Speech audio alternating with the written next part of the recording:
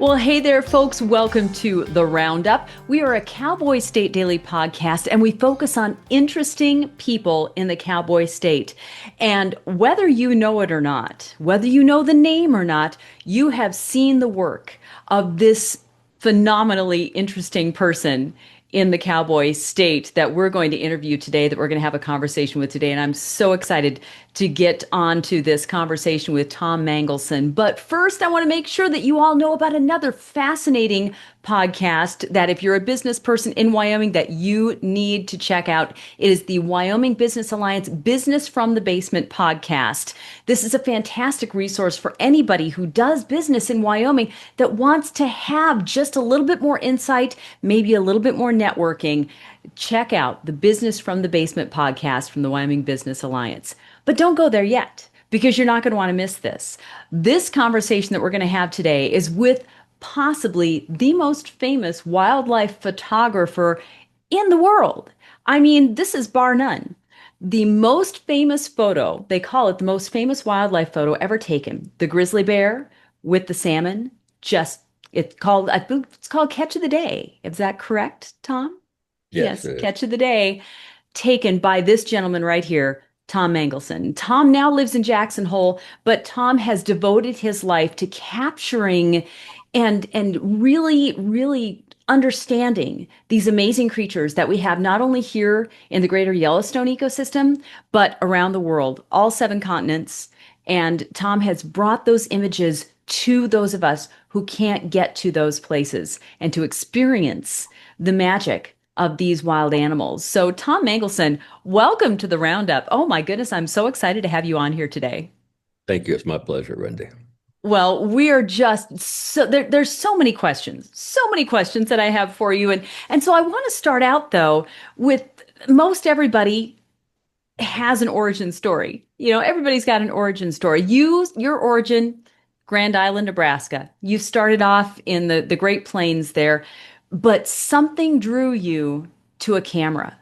Tell us about your growing up in Nebraska and how that then took you into this amazing career that you've had. Yes, I was born and raised in Grand Island. My grandparents, both sets of grandparents, lived there. My dad, three brothers. And I spent my first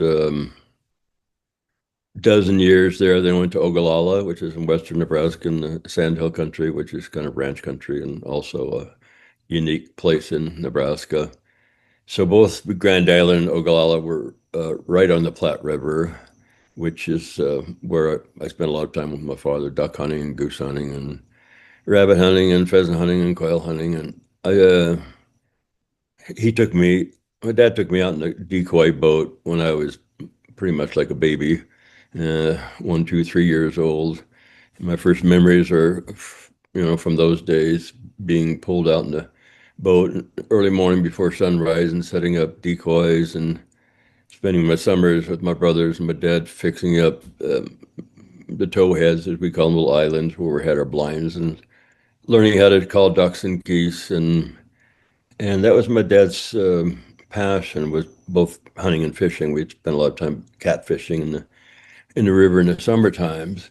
But all those experiences, I think, mostly learning how to make blinds and paint decoys and set decoys and calling, and that was just thrilling for me. I spent every moment I could out of school being out in the duck blind with my dad, and he sometimes would actually bribe the priest that we wouldn't have to go to mass on Sunday. He would give us a dispensation, and we would take him maybe 3 or 4 mallards at the end of the day, and he would keep letting us boys out of school.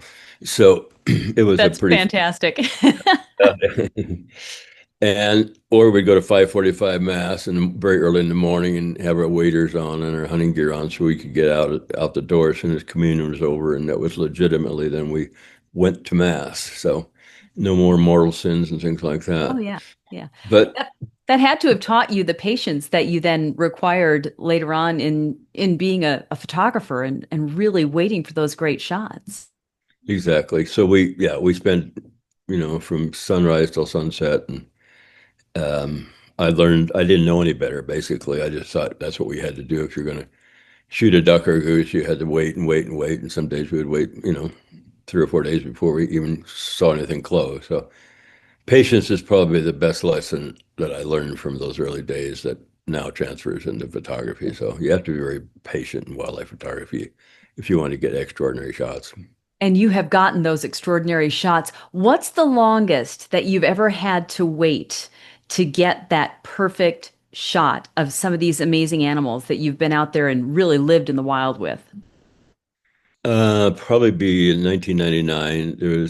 I'd never seen a mountain lion before, even though I spent 5 or 6 years in the mountains in Colorado and 25 years here at that time, and in Nebraska in the West where there were some mountain lions. But on February 14th in 99, my assistant librarian at the office had her husband, who was a naturalist ranger at the National Elk Refuge, said he saw a lion with three young cubs going to a den on the refuge on what's called Miller Butte. It's a fairly high butte, and he had seen a cougar there 3 years before with kittens, so he probably the same one. And I had told him if he had ever seen one again, let me know. So she let me know, and the next morning I was out there at daybreak, and I thought I'll just get a picture of a mountain lion, hopefully, and I can call it good. And it'll be a record shot. Most everybody would ask me, "You have pictures of lions and leopards and cheetahs and elephants and whatever, polar bears, grizzly bears, but you don't have any pictures of cougars." And I said, because they are all pretty much taken at game farms, and they're captive animals that they keep in small cages as basically photography or film slaves. And I was never going to go to one of those places and use those animals to do that, which I think is cruel and inhumane. And there's a number of game farms throughout North America, but especially a couple in Montana that are the most probably abusive in the sense that they raise these animals and they breed them, and everybody wants pictures of baby whatever foxes or raccoons or possums. They have everything, even have snow leopards and lions and tigers. So I find that they take them out of the cages and they put them out in, a little, maybe they have 5 acre fenced in property that they take them out in an area in Montana where it looks like it's natural, and it is natural, but people don't realize that these are captive animals that spend 365 days a year in these cages. So anyway, I was really against that. So this cougar showed up on February 14th in 99, and I thought, well, at least I'll try to go see one. And so that cougar stuck around for 42 days with her three kittens, and I spent all 42 days. I thought this was my once in a lifetime chance of photographing a cougar that's not captive, not run up a tree with dogs, and not hunted. But most pictures are either from, well, they're all either captive, like I mentioned, or they're run up the tree by dogs. And their only predator really are wolves, and cougars have learned to run up a tree, maybe only 10 feet high. They know that wolves can't climb trees, and neither can hound dogs, which they're hunted with. And after this 42 days, I realized how cruel and inhumane it would be to shoot. There's a season right outside of Teton Park where I live, and just outside the National Elk Refuge, where you can kill a cougar, and you can't really tell the difference between a male and a female, at least easily. And most outfitters don't necessarily care because it's maybe $5,000 or $10,000 in their pocket if they can lead somebody to kill a cougar. So they run them with dogs up a tree, and then they just shoot them point blank. And half the time, almost 75% of the time, those females, if they shoot a female, will be either pregnant or have dependent kittens. So I got on that cause after these 42 days and went to the Game and Fish and asked them what kind of protection they have for kittens that the mother gets shot and they don't have any, other than that it's sort of collateral damage is what they told me. And I felt collateral damage, that's sort of like we, talk about um, Hamas or something, or Yeah, yeah. Ukraine, the kids get killed and it's kind of collateral damage. But it's I felt it's really cruel and not ethical. And so I started Cougar Fund, which is now 25 years old, and mostly educate children about the value of cougars in the landscape and that kind of thing. So That's that took, amazing. yeah, that took Wow. a few years to do, set that up, and we're still trying to stop the hunting because it really is stupid and not humane. And there's hunting all across Wyoming. Some 300 cats are shot every year, and then all the other states that have cougars in the West, like 14 of them now, I believe, including Nebraska, unfortunately, which is really sad to me. But anyway, so I did that, and but that was the longest time I spent. I was just trying to get a good picture, and I realized I maybe do a little book about cougars, but they were 125 yards away, so that's a football and a quarter length away, field away. And it had an 800 millimeter lens, so the 2X extender and dual tripods and lots of bean bags to steady everything because it was all film in those days. It wasn't digital, and Right, sure. light was low and distance was far, and so it was really hard to get. And the female would hardly ever come out of the cave when it was light out. She would only come out at night and then go hunting. And sometimes she'd come back the next day or maybe the following day. And I realized that if she doesn't come back, then these three kittens will starve to death in February temperatures in the den. So that was the real problem. But anyway, I did get enough pictures to say that I got a nice picture of a cougar finally. Yeah, 42 days. You got the nice picture. My goodness. Now you have gone, and you are famous for going to great lengths to just get that exactly right shot. Tell us about your most famous photograph, which is Catch of the Day, which Hmm. is the bear with the salmon. Tell us about that. I would love to hear the story behind that photo. I'll try to make it short. It's a bit longer story. I was working on a film. I did films after I started um, when I went to Boulder, Colorado after Nebraska. But anyhow, I was working on a film about sandhill cranes, and I found myself in Alaska along the coast where they stop over before they cross over to Russia and the northern coast of Alaska across the Bering Sea. And I had about a week between shoots for these cranes, and I was on an airplane, Alaska Airlines, going to Anchorage, and I read this article about Brooks Falls, which have these. It's a famous place where bears go to catch salmon in the spring and summer and fall. And I saw these pictures where there were a dozen bears at the falls, and I saw one at the top of the falls where a fish was jumping near him. And I thought to myself, I wonder if you could take a picture of a bear with a fish immediately in its face, just a portrait basically. And I'd never seen one before. And as to my knowledge, that no one had actually captured that or even maybe tried to. I don't know. So when I got to Anchorage Airport, I just called Brooks Falls and asked about going there because it's a park. And the ranger said, "Well, do you have a camping permit or do you have a room? There's a fishing lodge here." And I said, "No, I don't have either." And he's, "Well, it's full up. It's July, and you really have to have a permit." And I said, I said, "Nothing at all." And he's, "Well, there is one campsite along the bear trail." He says it's legal, but nobody wants it because the bears walk within feet of it along the lake. And I said, "I'll take it." And not at that time knowing a lot about bears. This is 1987, so a while ago. And so I went to Kmart and bought a sleeping bag and a tent and some pots and pans and some freeze-dried food, etc. So I went there. I walked to where the falls were, and I spent a week just trying to capture that image. And there were two or three bears. They would fight over the falls area at the top because that was a prime fishing spot. A lot of bears were down below fishing and diving and doing all kinds of different um, fishing techniques. But all I did was spend my whole time on the 600 millimeter on a tripod and just focusing pretty much on the bear. And whenever I saw a fish coming close to the bear's mouth, I would click it. But again, it was manual camera and was pretty much one or two or three frames a second, not 30 or 40 like we have today with our digital cameras. So it was more challenging. And I didn't know I actually caught the picture.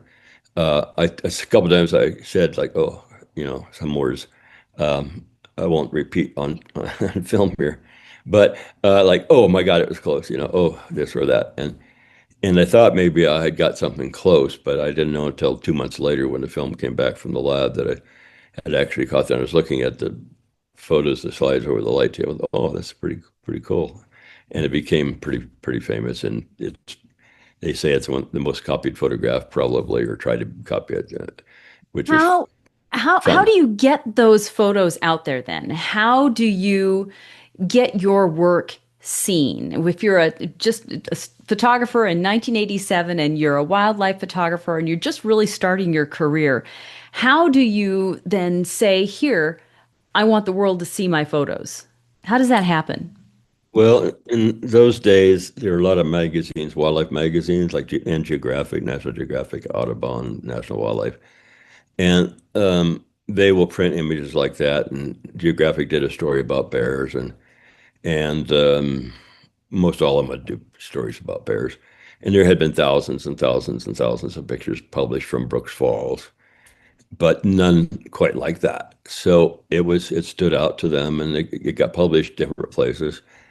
And they also started, when I first started, I was doing limited edition prints in like craft fairs and in Boulder, where I moved to, in Park City, where I opened a gallery. I still have a gallery there 40 years later. And I've been to that gallery. It's a great gallery. good. And in Jackson Hole, where I now live. So my main thrust was doing limited edition prints in these galleries after I did the craft fairs, which weren't very satisfying. So I opened real galleries and then I displayed my work. And of course, Catch of the Day was one of the more popular images in the galleries, and it just sort of, became famous, I guess. Did it launch your career, really? Was that kind of what got you noticed as a wildlife photographer, or had you already made inroads into that? I had made inroads into that, but it became my most sort of iconic image, and I use it as my on my business cards and things like that because people do recognize it and they say, "Oh, you're the guy that you got that." And I say, "You mean the fish with the bear?" And you say, "Yeah," but they always go like this, and so That's what I was doing. Yes, yeah, the fish yeah, and the bear right there. yeah, Yes. yeah. Now, you have been more well known in the area recently, in the greater Yellowstone region, for your work in capturing images of Grizzly 399. And so you really have become the iconic expert on this bear who, we tragically lost last year.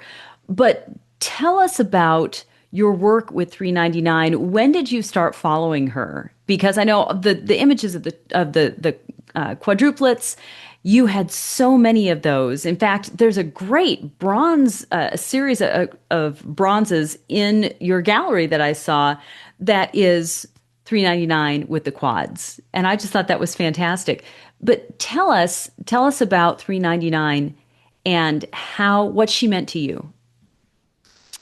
Well, I always loved bears. I started off obviously shooting waterfowl and cranes and mostly birds in my early days from the Platte River experience. And my professor, I went to graduate school at the University of Nebraska, so I'll back up a little bit. But in 1969, I thought I was going to get drafted and end up in Vietnam, as is a lot of people my age. That was during the height of the Vietnam War, 68, 69, 70. And anyway, I went to I went to this professor who I saw his story about in Midlands magazine in Omaha. His name is Paul Johnsgard, Dr. Paul Johnsgard. And the story was in like a art section, or it's called Midlands anyway. It's in the Sunday section. Um, and it was about this guy who I think it was called Birdman or something like that. And he was the world's authority on waterfowl, ducks, geese, and swans, and cranes. And he was an artist, and he was a photographer, and he was a professor at the University of Nebraska. And I wrote to him and asked him if there's any chance, if I don't get drafted, if he might take me on as a graduate student. He said, "Bring down your transcripts and we'll take a look." And I took them down. And my grade average was about a B minus overall, which you had to keep if you wanted a student deferment to stay out of the draft, which was a smart thing to do. But he said, I only take five students and they're all straight A students. I only take five. And he says, your grades don't really match up to most of my students. But so I said, well, I had won the World's Goose Calling Championship twice, and that didn't impress him too much, but he got, I thought that might, since he's the world's authority on waterfowl, right? So Yeah, why he not? I mean, toss that out there. Yeah. yeah, I was grasping, trust me. And I said, well, we have a cabin. My family has a cabin on the Platte River. Now that caught his attention because he loved the Platte River, and he thought maybe he could maybe use our blinds in the cabin and be friends. And so he went to the other advisors, and he said, I think his kid. He told me later. He said, I think this kid actually has some potential, which is totally bull crap, I'm sure. But later we became best of friends, and he ended up doing 106 books in his lifetime, and he passed away a couple of years ago. But we were best of friends, and he took me under his wing, and I was his field assistant for a few years. We traveled across the U.S. and photographed ducks and stuff. So that's how I got started with photographing birds. So I started photographing birds, and then I still go to the Platte River, Nebraska, every year in March. And Jane Goodall has been coming out for like 20 years every spring to see the cranes, and she We has we been need to come back to that. I want to okay. talk about Jane Goodall.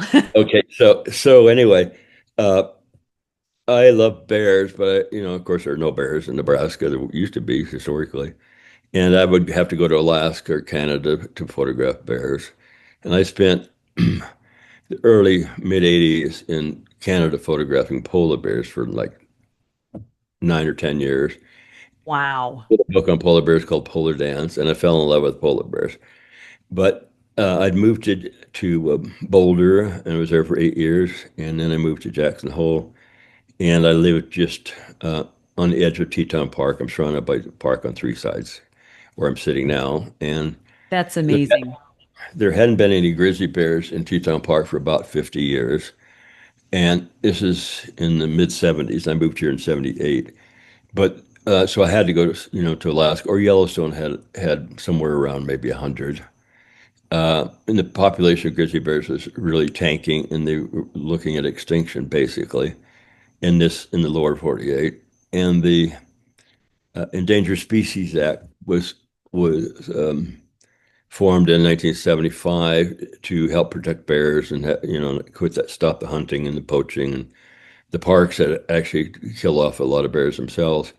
But so when 399 showed up in 1996, about 20 miles north of my house, I got pretty excited. She had tree cubs, and my partner at the time, Sue Cedarholm, and I went up, and we saw her briefly on the Oxbow Bend, which is a bend in the Snake River, and she was eating on moose carcass.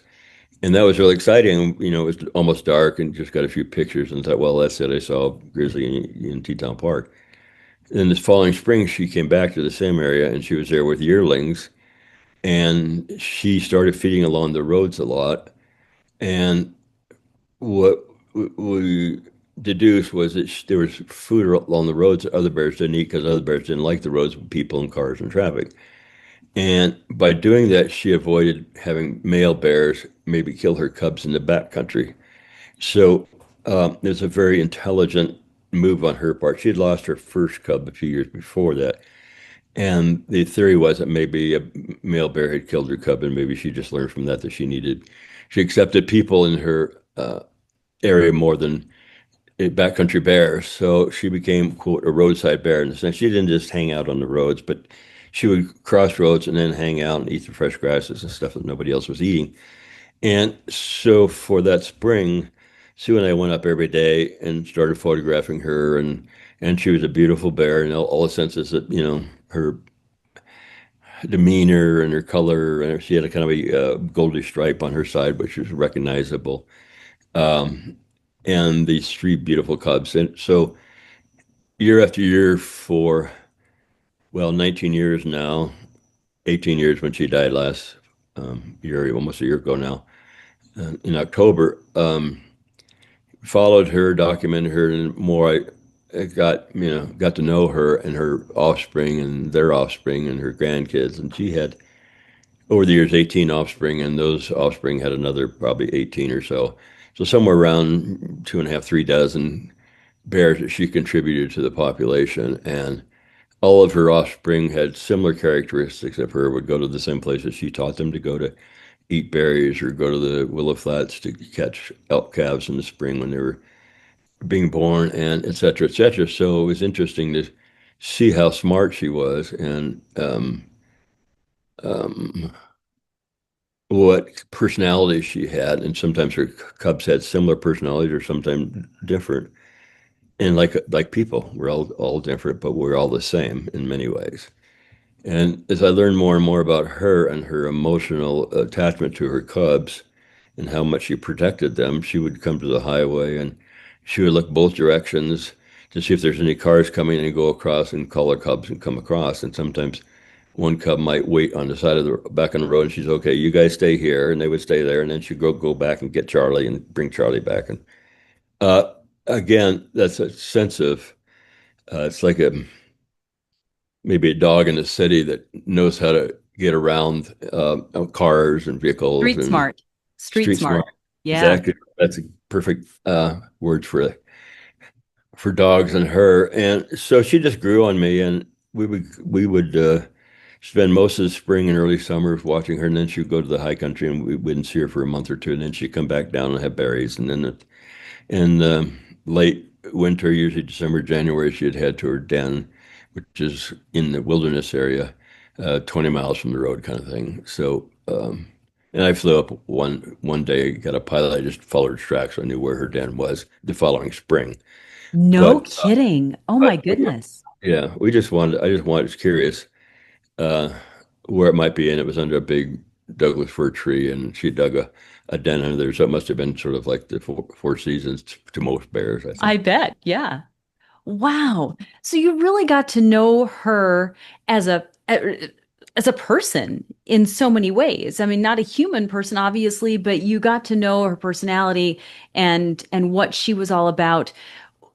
Do you think that the numbers of people that we now have in the parks, both in Yellowstone and in Grand Teton, did that contribute to her demise, do you think? Do you think that this is a healthy thing for the wildlife, that this many people are now interested in all the things that are happening with the bears? Tell me about your thoughts on that.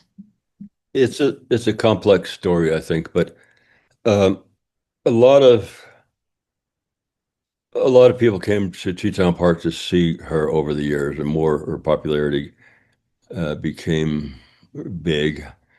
She had when she had 610, which was one of the first three cubs I was mentioning, became an adult at 6 years old. She had uh, two cubs, and uh, one day we saw her with three cubs, and 399 only had two cubs. So we don't know exactly what happened. They were probably feeding together, and something disturbed them. They ran off, and one of the cubs thought, well, it's a big butt, brown butt going through the willows.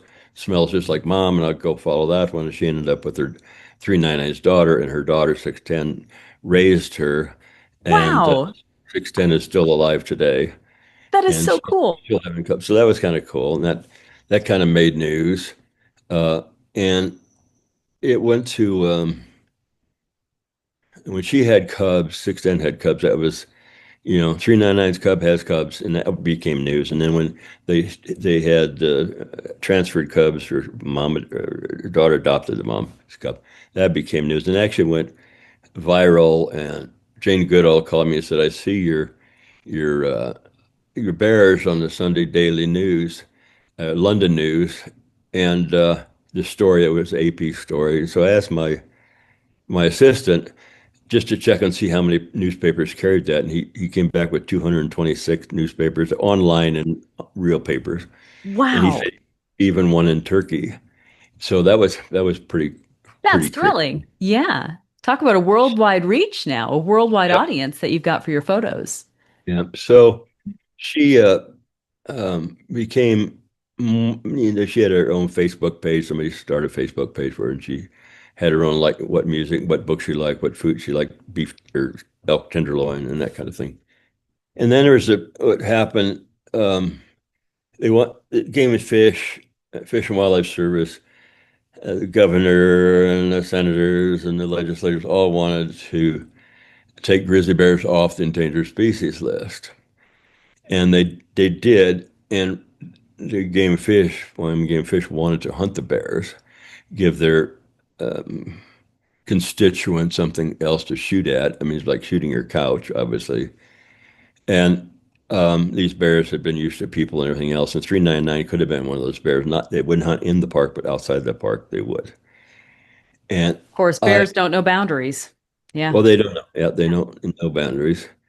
And they had a lottery. Um, I'm trying to think what year that was now. So 10 years after 75 or so. So 85 maybe, I should know.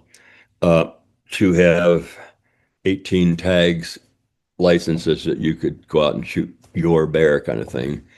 And so me and all my friends, including Jane, applied for these permits, and I think 7,000 people entered the lottery, and I was number eight.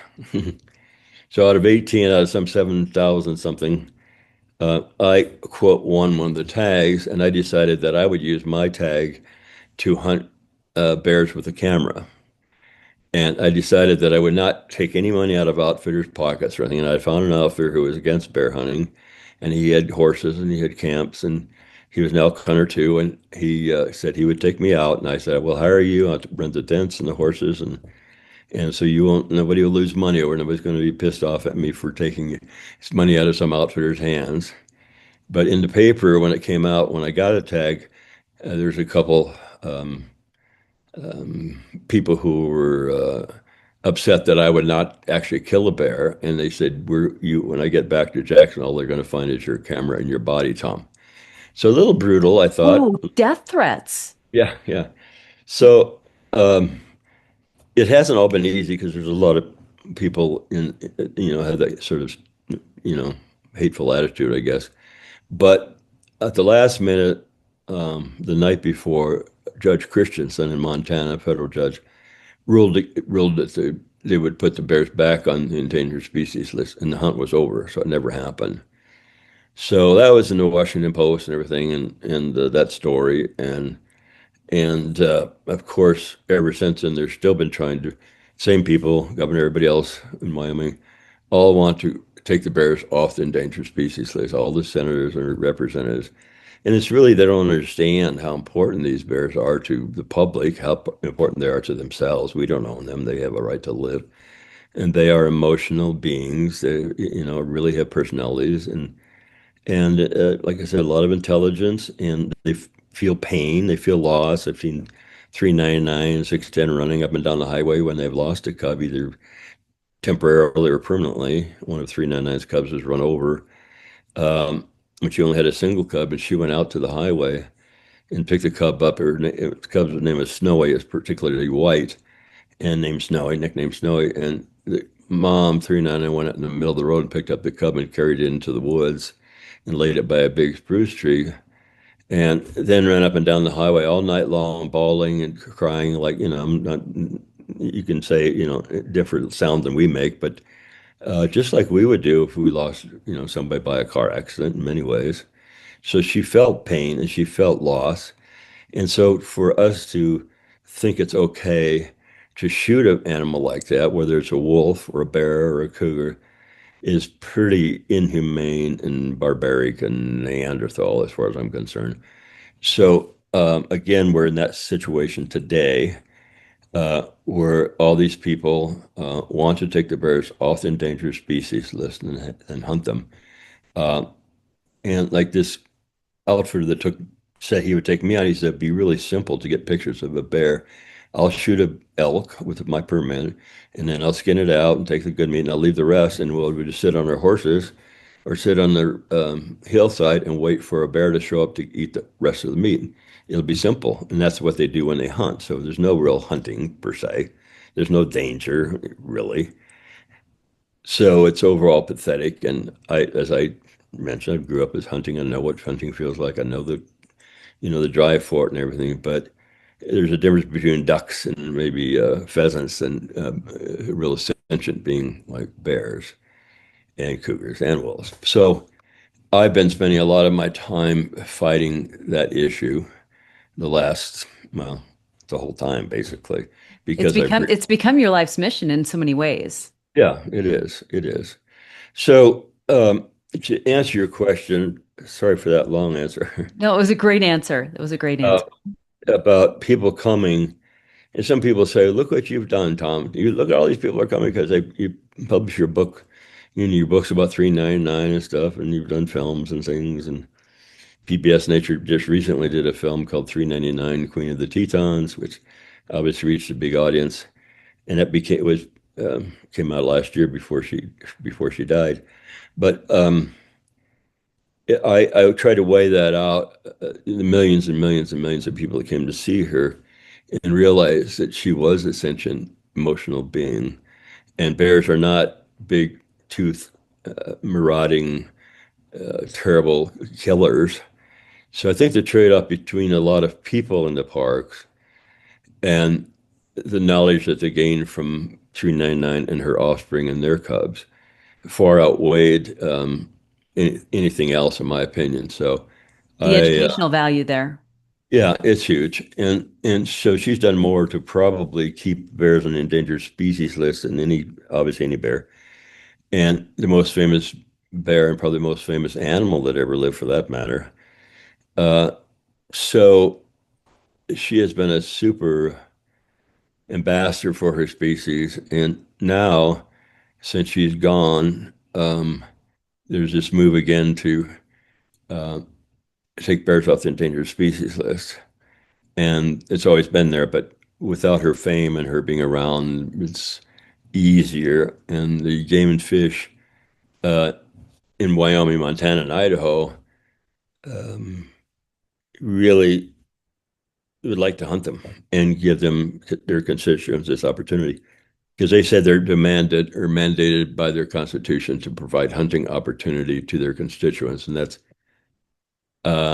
lame to me because why don't they just go take pictures or something, or why don't they go fishing? Or you don't need to kill a bear to prove yourself. If you're that insecure, then you do something else. But so that's a big problem now. And Representative Hageman just introduced a bill to take the bears, our representative, well, take the bears off the endangered species list and not be able to fight that with the bill. And Right. so, but that's not going to fly, I'm sure. And we'll just be in another brawl, kind of, to so to speak, um, A for a while. stalemate, really, in a lot of Yeah. ways. Yeah. Yeah. Hope is a stalemate. Yeah. Tom, I want to go back to what you were talking about with the real sentient nature of the bears. I'm looking behind you at the print above your fireplace there at the elephants. Mhm. And what you're describing with 399 and 610 and their obvious grief at the loss of a child, we've seen that behavior in elephants. And I know that you have, with your camera, had the opportunity to capture the behavior and these images of animals all over the world. And so tell us about some of your exploits and your adventures around the world. Recently, you just came back from Africa and you were able to, my understanding is, capture a rare black leopard. Is that right? Right. Yeah. Yeah. I have traveled to Africa a lot and India. We were in India a few months before that, last in like December, January, photographing tigers. But, I think what's great about 399 and those experiences and all my experiences over my lifetime is that I see similar behaviors in other animals, like elephants are like number one in a sense of intelligence and memory. And, they have these calls to each other, these sounds they make that is sort of subsonic. We can't hear them ourselves without, a special recorder. But their communication may be over a mountain range to their herd, which was only No discovered way. by 15, 20 years ago. Yeah. And they didn't know how these animals were finding each other and all that. But then once they just, um, Cynthia Moss is sort of one of the grandmothers of elephant behavior, and her assistant started studying these sounds of elephants, like people have studied sounds of whales. It's similar. Whales we can't often hear, but if you with the right microphones and recorders, you can pick up these frequencies that we don't hear. but they do communicate, and they're communicating all kinds of stuff. Again, we don't understand the language necessarily, but we understand that they are communicating. So you get incredibly um, intelligent beings like whales and elephants, and you take that down to tigers and cougars and wolves, and on and on and on, down to jellyfish, more or less. And you probably saw maybe the movie My Octopus, um, Heard about which it. We need to watch this, but it's yeah. it's a fabulous film, and shows they have an intelligence of sorts, and you can pretty much apply that to almost any animal these days. So we really need to look at, understand animals for what they are, and they are beings, and hopefully respect them and protect them and keep them on endangered species list or whatever it takes. And with this current administration, the endangered species list is really threatened, and the environment is really threatened, and all of our clean air, clean water, and you name it is really threatened. It's the worst time for the environment in my lifetime. But I had opportunities to see an elephant called wonton, which is one of the last 25 big super tuskers, as they call them, these elephants that have tusks that reach the ground. So there's only like 20, 25 of them left in all of Africa. There Oh used to my be. goodness. Wow. So that was a big treat. And then had heard about this black leopard in northern Kenya for the last 3 or 4 years. And it's a rare color phase. It's not like an albino, but it's a melanistic, so it's black instead of white. And she doesn't have pink eyes or anything, but it's a young female, that's about 6 years old now, named Giza. And uh, I went there to this place in northern Kenya, and we did find her at night. And after a week, I still hadn't gotten a good picture because it was all with sort of spotlights and filters and things. And she would hunt at night. She was hunting dik-diks, which is a real small antelope. It's the smallest of antelope, size of a jackrabbit, basically. And she would kill uh, one for herself, one for her two grown cubs, and then maybe another one for them. It was like they were everywhere. They were like jackrabbits used to be in Nebraska when I was a kid. And she was a great hunter and a beautiful cat, and one of only a half a dozen, probably in, well, I won't say all of Africa, but certainly in Kenya and other places. And we also, uh, my partner Tiffany and we went to India to look for a black leopard there year before, and we never found it. So it is a really incredibly rare cat, and I thought we better go because cats don't live all that long. They're not like other animals. So we were lucky enough, and I decided to spend another week after the first week because we hadn't gotten what I had hoped would be a nice picture. So after the next week, actually, I did get a few really nice photos. Oh my And goodness. Where and when are we going to be able to see these photos? they will be out. We're printing them now, and they'll be out in probably 2 weeks. And we'll first have them at our fall reception in Jackson in September, and then they'll be on our website and other places. But yeah. Wow. Oh my goodness. I don't want to forget to come back to your friendship with Jane Goodall, speaking of Africa and all these amazing places. How did you first meet Jane, and in what ways have you collaborated with Jane Goodall? I first met Jane actually at a book signing in Boulder, Colorado, in a lecture she gave there, very briefly, and shook her hand and just told her how much I appreciate her work and inspiration, etc., like anybody probably does, most people. And she came to Jackson the following year, and she stayed with some friends of mine. And I left my friends a book for her on polar bears, polar dance book. And she came back 2 years later and asked if I would introduce her. And I said, of course. And I was totally freaked out about introducing somebody who was my big hero, and her husband, Hugo, who was one of the great wildlife filmmakers that filmed her and did most of her early films and books together and writings and stuff.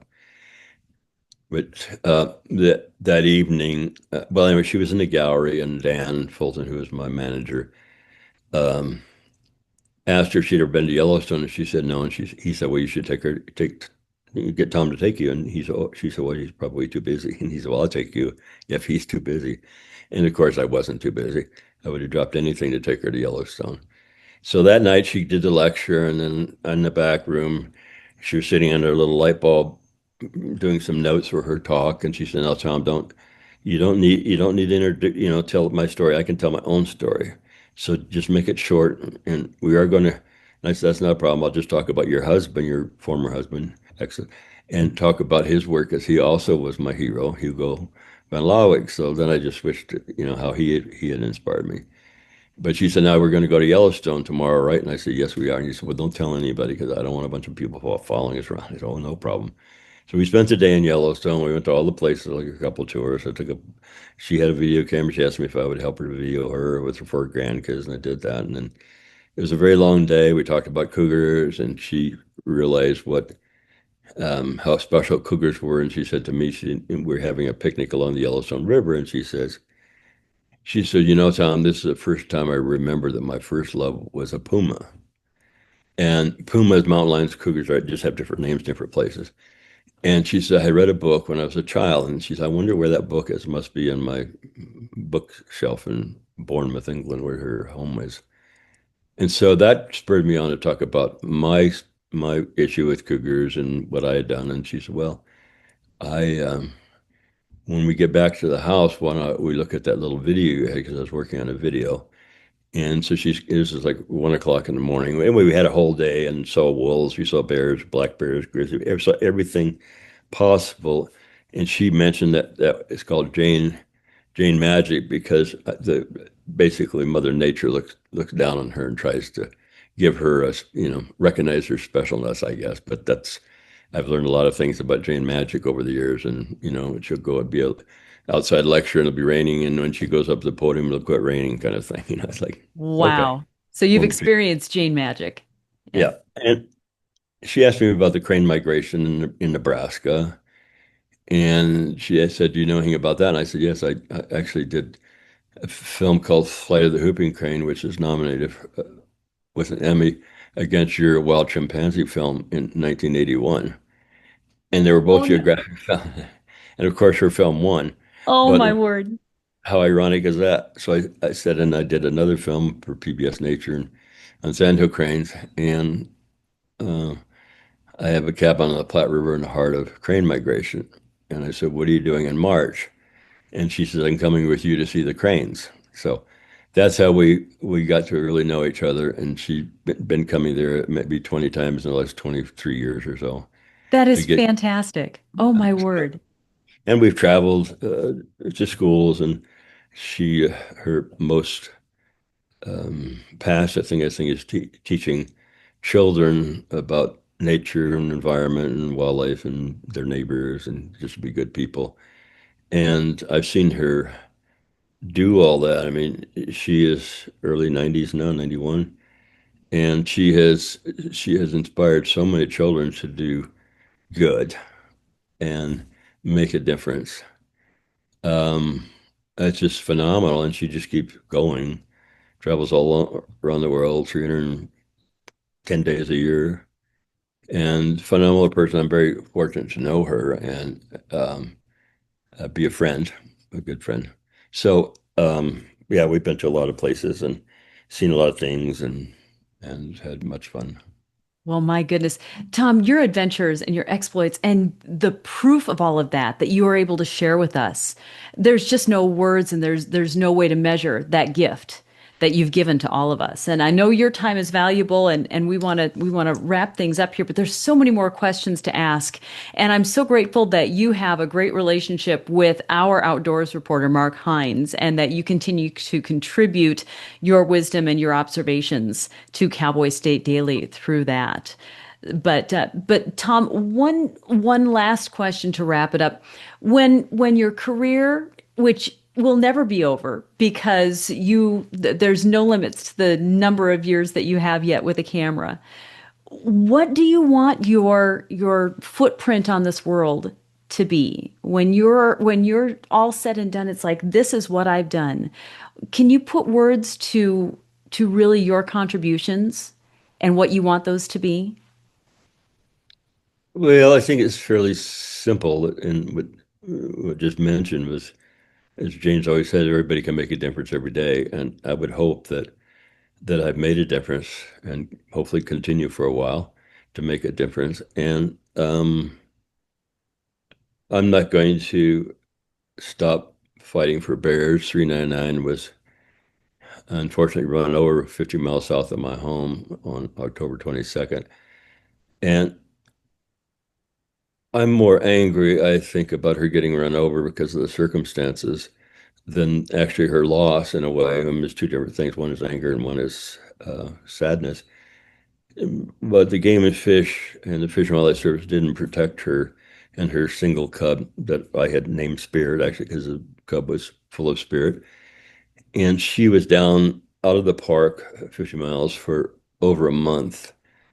And the all the authorities knew she was down there. And what she had been doing, I realized, um, she was going down and pulling road carcasses of elk and deer off the highway and having free meals. And the highway was incredibly dangerous. Um, a lot of traffic, a lot of high speed. Yesterday morning, I was only a mile from my house, and I went and there was a young cub was run over by a 18 wheeler only 2 miles from my house, and it was laying alongside the road. And they said they thought it was a black bear. It looked like a grizzly. I'm not sure. I think it was a black bear, but I can say I hope it was a black bear, but it's still a sentient being, but not one of her offspring, say. But anyway, the young guy that hit her, I don't blame him. I don't know what the circumstances were. I have no idea. I'm not going to say he was speeding or anything else. But I do know that the authorities knew and the main carnivore biologist, Dan Thompson, knew that 399 was down there for at least 36 hours eating on a road carcass of an elk. It was spirit just 20 feet off the highway.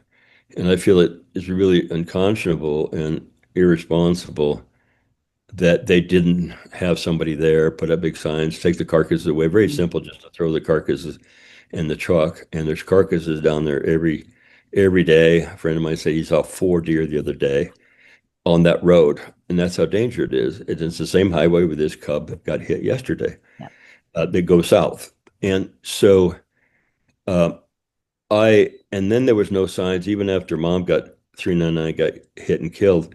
There was no protection and no authorities down there with flashing lights or signs or anything to say slow down, bear cub on the road on the highway.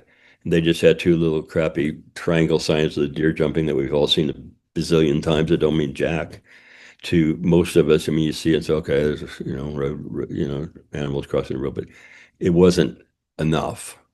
And knowing what they knew and not protecting her is again unconscionable to me. And I really am upset about that. And all they would have had to do, is have somebody patrol that road with a pickup truck and throw the carcass in the back and take them away, number one. And then when they knew she was there, then have somebody basically around that area constantly and not just haphazardly protecting her. So that's uh, a Are you real hope are you sad. hoping that there might be maybe some changes that could come out of that? Changes in the way that Game and Fish regulates those things, or their rules that they use to Well, do things going forward? I would hope so. Dan Thompson, who's the large carnivore biologist for Game and Fish, he has stated publicly that his goal is to not have any more roadside bears in the future. They hazed one of the other special bears named Bonita, daughter of Blondie, which is another famous bear, not related to 399. But Bonita had 3 cubs this spring, and she was up near Coulter Bay and near Pilgrim Creek. She shared the same territory that 399 had. And they hazed her with rubber bullets and cracker shells and uh, until 2 of the cubs were separated. Well, all 3 cubs were separated from mom, and 2 of them were killed apparently by a bear. They looked like a male bear, but they were likely driven into the backcountry by being hazed, hard hazed, we call it. Sirens and noise and cracker shells and rubber bullets. And there's a lot of good information that Dave Matson, one of the great bear biologists who, bless his heart and soul, he passed away last year, but he was a brilliant bear biologist, and he wrote a paper about the effects of hazing and Oh, how good it is or not. And pretty okay. much he said it's not productive and it's not good, and it really changes bears' behavior detrimentally. But these people should all read that paper because it's sound science. And sometimes they want to keep a bear on one side of the road, so they keep hazing it back, but the bear is for 10 years maybe cross the road to go get water or go find berries or go find elk. So you can't haze a bear that's been programmed and instinctually wants to go from point A to point B, and you can't take it back to point A all the time. So it's not good science, and unfortunate they don't seem to. Um, some of them aren't trained, in that way. They've been told to keep people on the bears 100 yards apart regardless, but they're changing bears' behavior. They're making them wacky, and that's when something's going to happen between a bear and a human when bears Mm, get scared, yep. in my opinion. So I don't know. If your attitude is to get rid of roadside bears, now those two cubs died that were hazed, that were roadside bears, and the other cub is still wandering around, and mom's off somewhere. So that's four more. Basically, they're gone. I know there's been like 12 bears in Yellowstone hit by cars, etc. This summer, and so there won't be any roadside bears. And if anybody thinks they're going to come to Jackson Hole, next year or this fall and see a bear, I would say your chances have now been cut by 80%. That's Wow, just, 80%. which is pretty sad. Yeah. Wow, goodness, this is fantastic information, Tom, and we really appreciate your being able, your years of experience and observation and truly scientific method in that way. Being able to bring that to us is just invaluable. And so is your time. And Hey, so my we pleasure. are so grateful that you were able to spend some time with us today and share your memories and your experiences and your wisdom with these animals that you've spent so much time with, and the gift that it is to us to be able to experience just a little taste of what life is like for bears and these other animals around the world. So, Tom, thank you for your career, and we are so looking forward to your next set of photos that'll come out. I'm really looking forward to seeing the black leopard and all of these great things. Tom, thanks so much. You're very welcome. My pleasure. And folks, thank you for tuning in. I hope you have had as much just eye-opening chills as I have during this conversation with Tom Mangelsen. And don't go away. I mean, come back and see us. We've got so many more wonderful people to have conversations with. Not very many who are as iconic as Tom Mangelsen, but just as interesting. So thanks for tuning in today. Come back and see us next week. Have a wonderful week.